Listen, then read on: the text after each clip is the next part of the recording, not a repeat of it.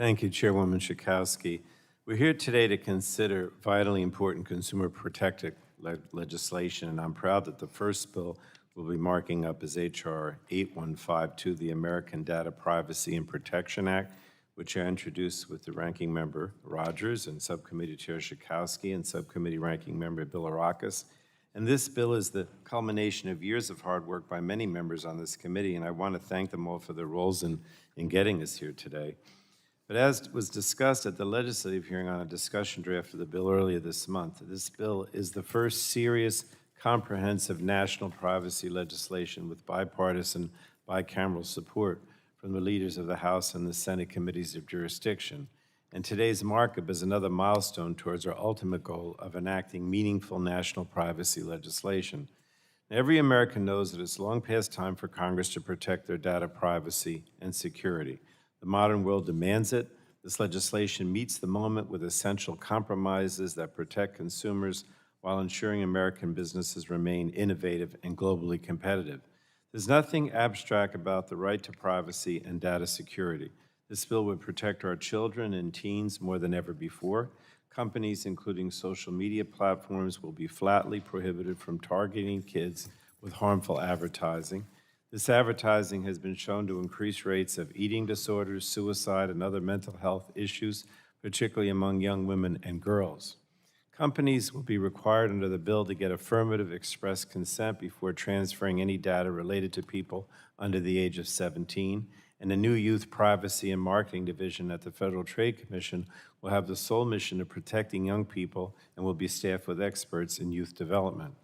The American Data Privacy and Protection Act would also help protect vulnerable women in abusive relationships by giving them control over their personal information, limiting the data available for their aggressors to exploit, and regulating shady data brokers that too often provide the means to abuse the most vulnerable.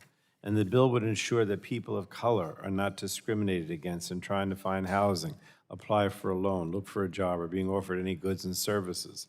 Privacy rights are civil rights. We must stop discriminatory uses of data so that people are not unfairly punished for who they are. And this bill helps prevent algorithmic bias from infecting the digital world and extends civil rights protections to the online world. Now, the version of the bill we consider today contains numerous changes from the initial discussion draft. This ongoing work demonstrates that we continue to fine-tune the legislation and find solutions to problems that have troubled many earlier privacy efforts.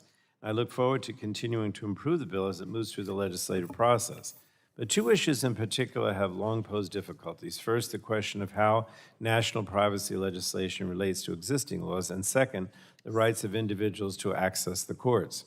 The bill today generally takes the same approach as the discussion draft. We're continuing to refine these provisions through productive discussions and have made tremendous progress, and I believe we're close to carving out the necessary solutions. But there's no time to wait on protecting American privacy and data security and providing certainty to American businesses. With this legislation, we are finally close to turning longstanding promises into reality.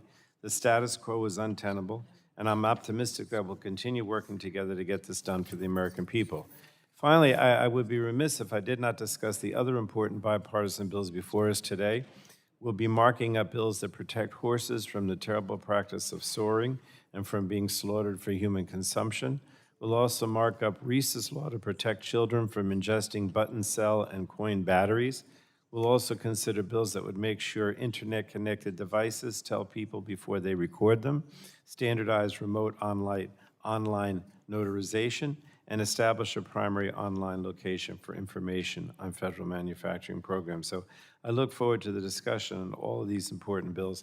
I do want to say that, not only Ms. Schakowsky, but Mrs. Rogers and also the ranking member, Mr. Bilirakis, have really worked hard in the last 2 years on a number of consumer bills. And the fact that we can do these bipartisan consumer bills is very significant.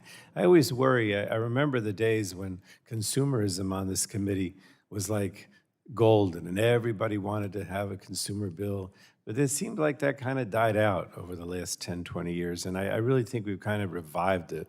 So I do want to thank the leadership on the committee for paying a lot of attention to consumerism in a way that maybe hasn't necessarily been the case in the last 2 decades. I hate to say it, but I think that this is, it's back in the front line again. Thank you.